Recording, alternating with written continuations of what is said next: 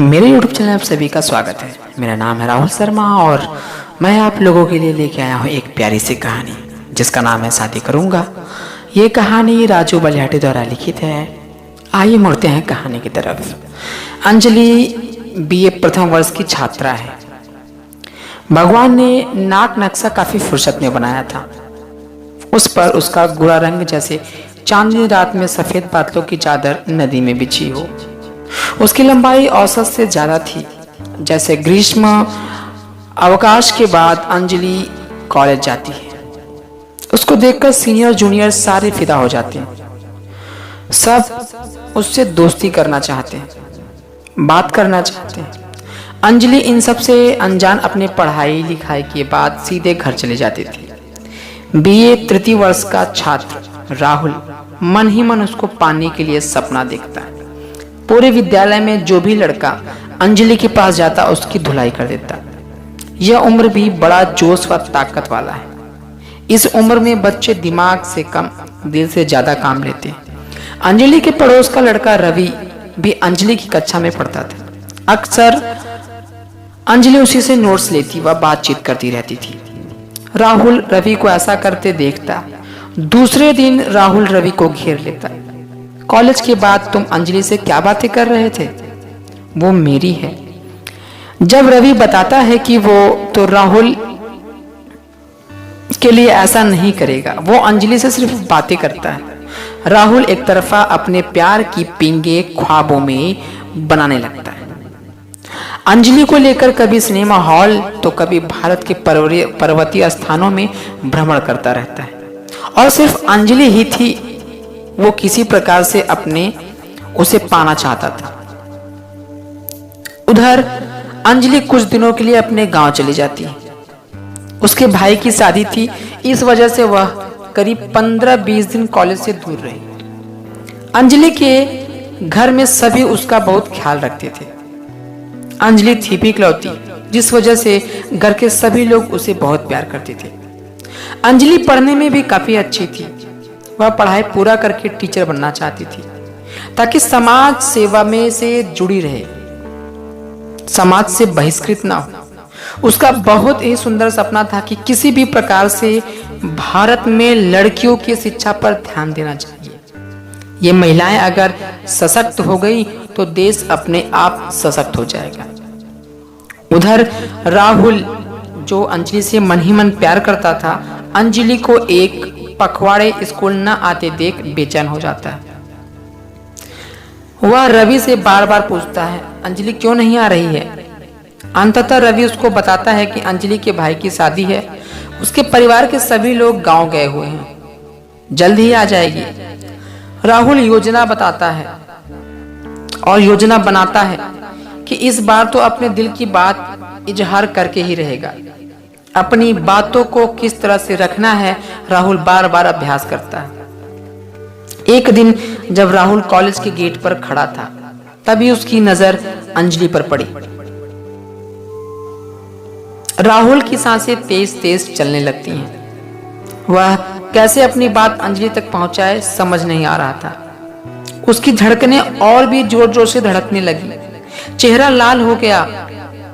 वह रास्ते में रोककर अंजलि को अपने दिल की बात बताना चाहता है, पर असफल रहता है। सारा का सारा किया हुआ अभ्यास असफल हो जाता है। वह अंजलि के सामने अपने दिल की बात नहीं रख पाता। फिर अगली सुबह जैसे ही अंजलि उसे दिखती है, अंजलि को पुस्तकालय के पास देखता है। एक अच्छे अवसर समझकर अंजलि की तरफ मुखातिब होता है। अंजलि, राहुल बोला। अंजलि ने कहा जी कहिए। अंजलि आप मुझे जानते हैं? अंजलि ने कहा। राहुल ने कहा सीधे तौर पर नहीं। अंजलि बोली क्या कहना है? राहुल ने कहा अंजलि मैं तुम्हें बहुत चाहता हूं, तुमसे प्यार करता हूं, बहुत बहुत प्यार करता हूं। क्या तुम्हारे पास समय है? अंजलि ने जवाब दिया मेरे पास इन सब के लिए कोई समय नहीं है। मुझे आपसे कोई प्यार व्यार नहीं करना है। कृपया मुझे भूल जाइए, मुझे पढ़ने दीजिए। राहुल ने कहा अंजलि मेरा दिल टूट जाएगा। अंजलि ने जवाब दिया, कृपया मेरा रास्ता छोड़िए, मुझे जाने दीजिए।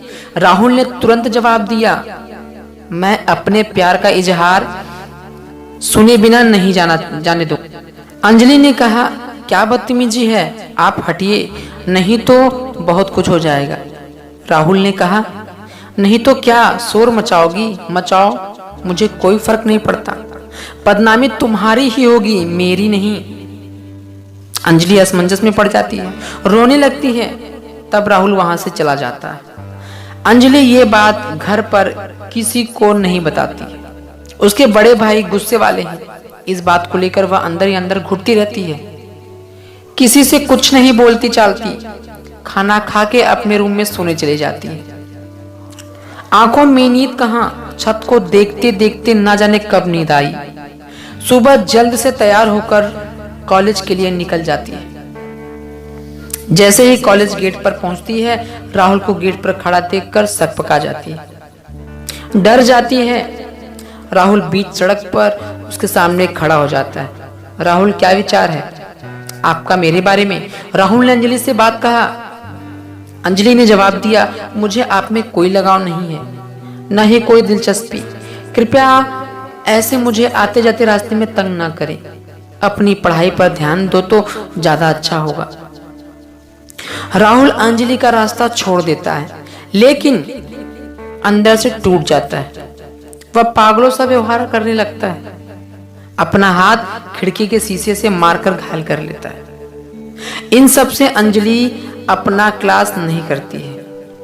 उसे इस बात का आभास नहीं था कि राहुल ऐसा करेगा। शाम को कॉलेज से लौटते वक्त अंजलि क्या देखती है कि राहुल के हाथ में पट्टी बंधी है और दूसरे हाथ में पीले रंग का तरल पदार्थ उसके हाथ में है।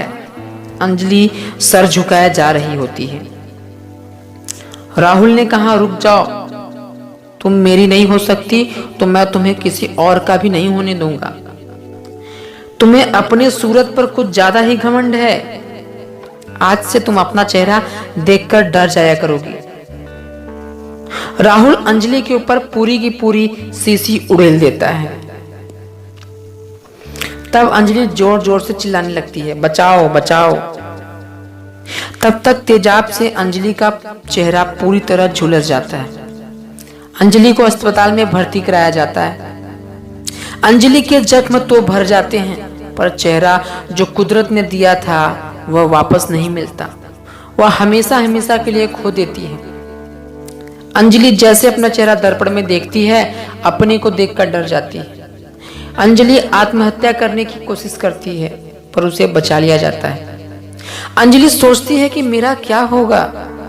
उसके माता पिताजी भी परेशान हैं कि अंजलि की शादी कैसे होगी। अंजलि अपने पर असफल रहती है, अपने जीवन से निराश रहती है, पढ़ने की खूब कोशिश करती है। उसकी जिंदगी जो कल तक परियों सी थी, आज राहुल ने उसे वीराना बना दिया।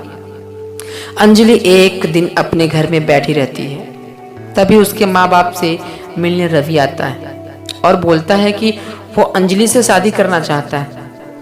अंजलि की तरफ मुड़कर, अंजलि, मैं तुमसे शादी करना चाहता हूँ, क्या मुझसे शादी करोगी? ये तुम पर मेरा एहसान नहीं होगा, बल्कि तुम्हारा मुझ पर एहसान होगा। मुझे मेरा प्यार मिल जाएगा। मैं तुमसे शादी करना चाहता हूँ। और वो उससे शादी कर लेता है। अंजलि का भी घर बस जाता है। इसके साथ कहानी का अंत होता है। फिर मिलते हैं आपसे अगली कहानी में। धन्यवाद।